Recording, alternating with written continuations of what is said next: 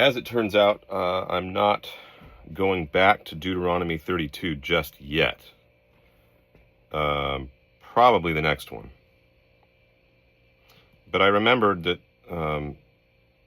there is something very profound here, potentially, that I was contemplating the other day and realized that this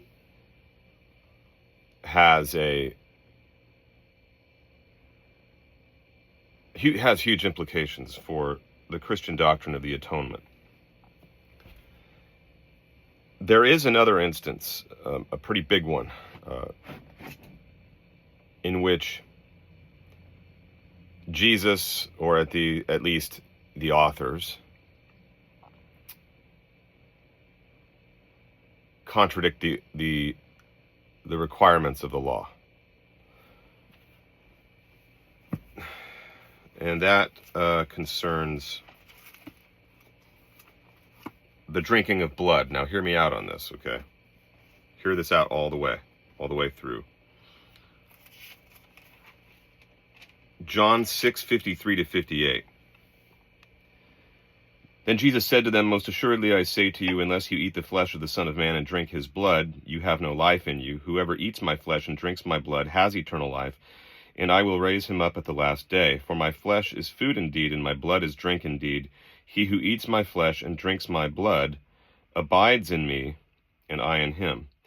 As the living Father sent me, and I live because of the Father, so he who feeds on me will live because of me. This is the bread which came down from heaven, not as your fathers ate the manna and are dead. He who eats this bread will live forever."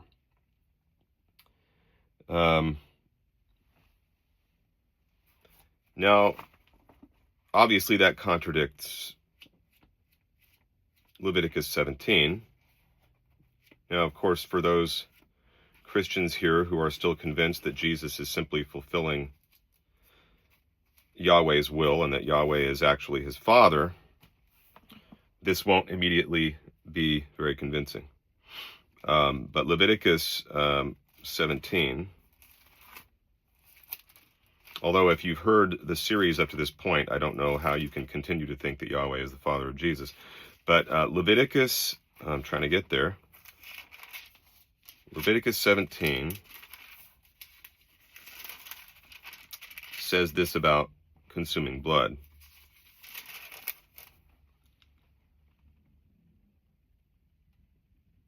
And whatever man, I'm in verse 10, whatever man of the children of Israel or of the resident aliens dwelling among you eats any blood, I will set my face against that soul who eats blood, and will utterly destroy him from among his people.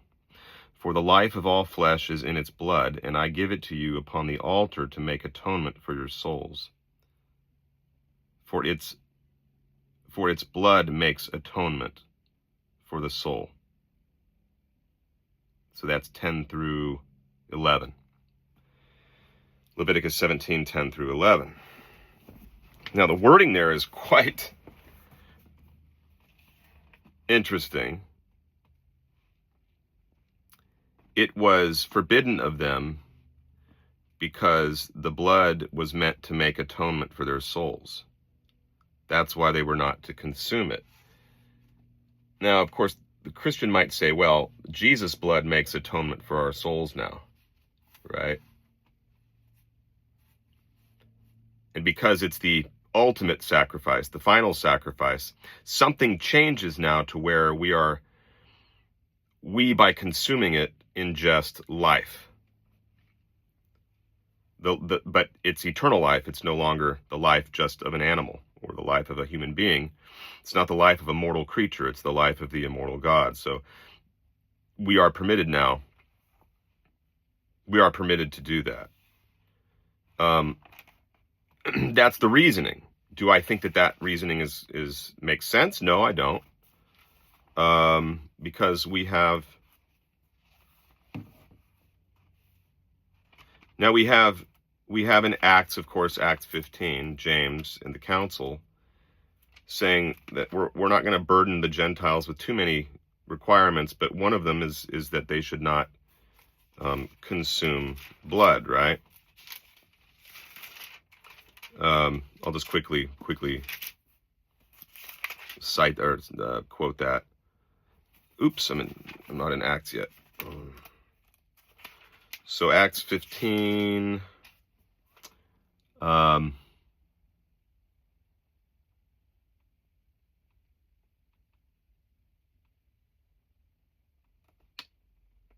Okay, where are the decrees here?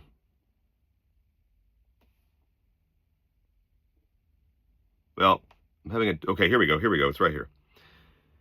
Starting with verse 18.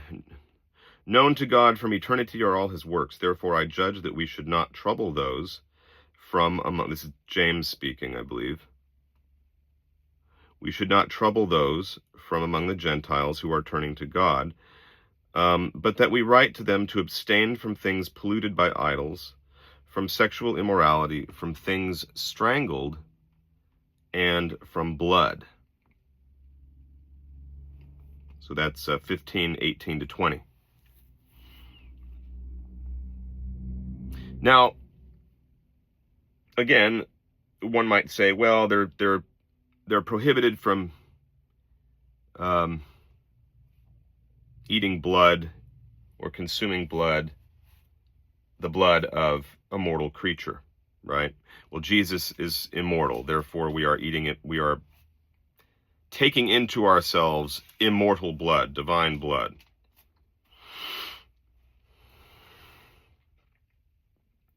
I don't think that logic works very well. The reason I say that is, and part of my argument is an argument from silence. So I understand that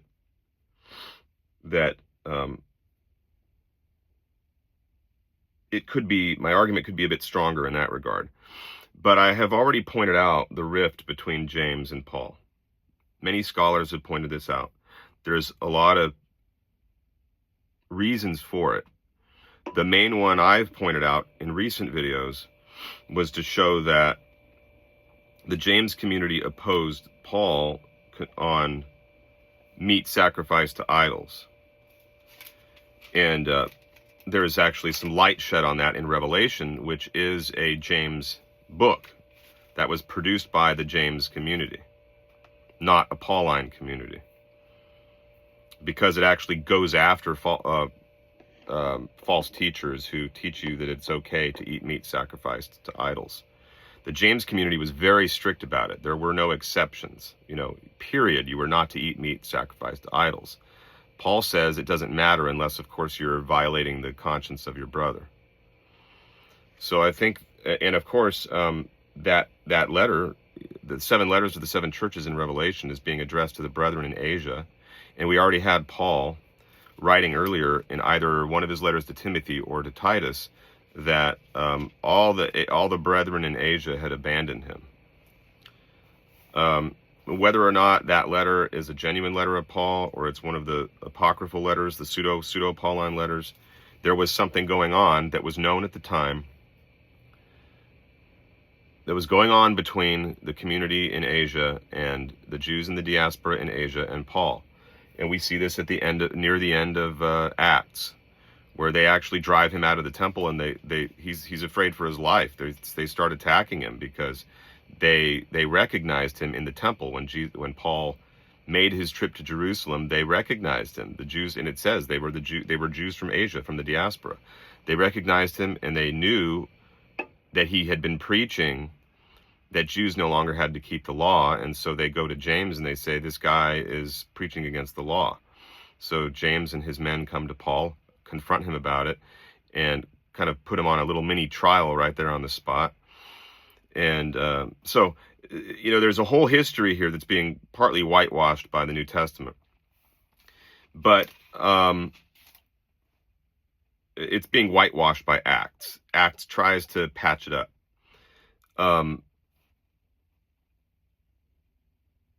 I think that we are seeing here in John 6, because there's actually quite a bit that the Gospel of John has in common with Paul.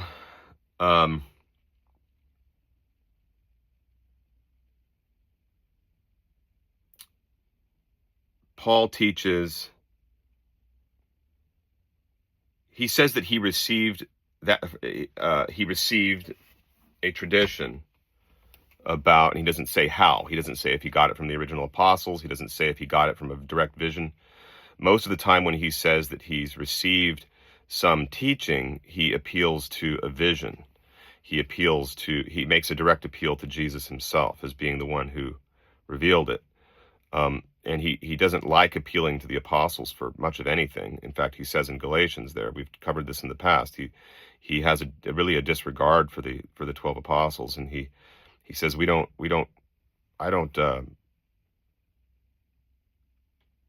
don't take advice from flesh and blood, or I don't take advice from men.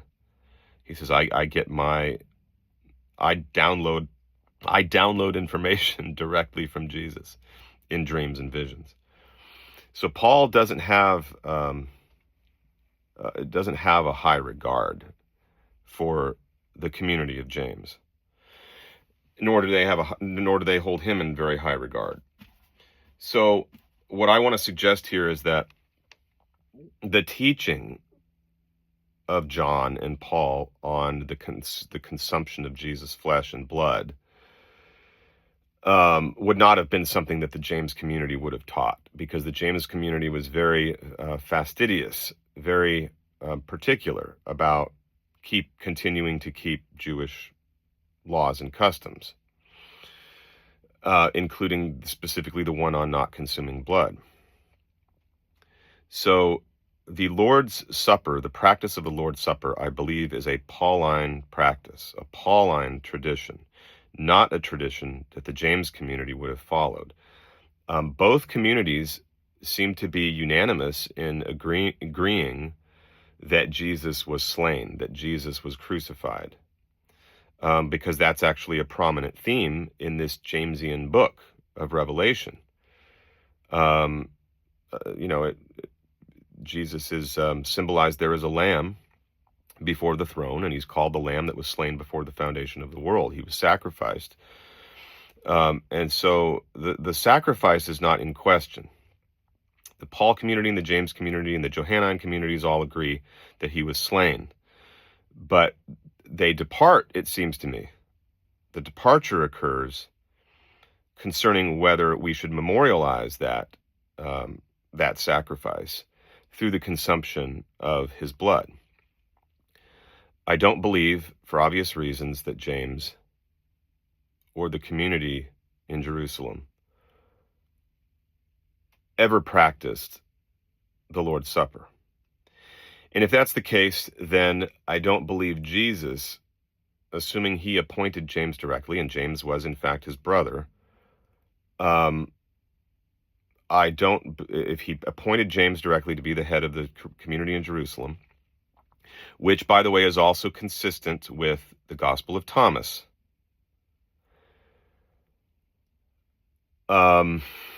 I don't believe then that Jesus actually instituted the Lord's Supper. I believe that's a tradition that got written into the text by the Gospel writers, Matthew.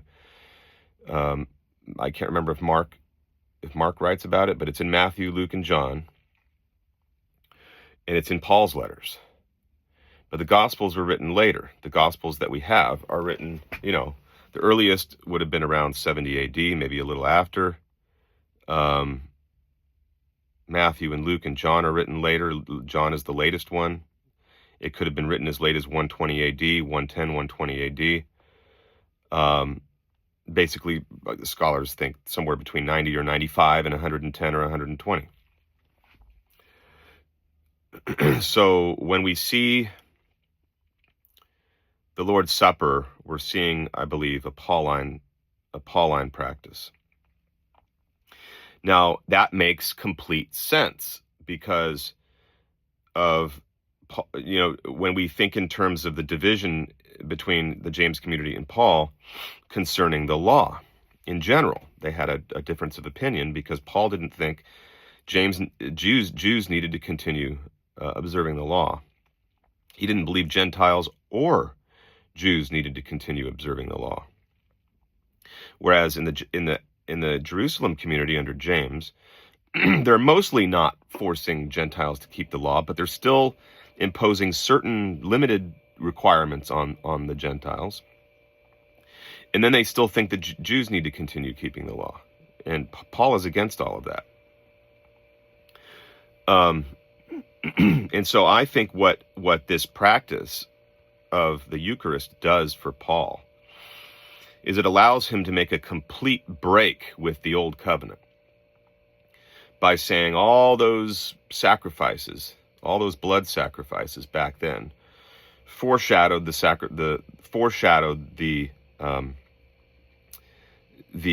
crucifixion of Jesus.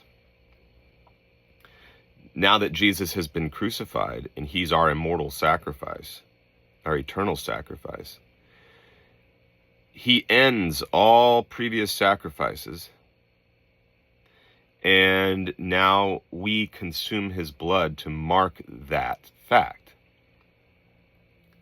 in addition to implying that the blood actually imparts eternal life to us. Okay, that's all I wanted to say about that. That's some pretty heavy food for thought for you on that one. And then I'll probably now return to Deuteronomy 32 to discuss the circumstances surrounding Moses' death and why that is significant for our theme that Yahweh is Satan.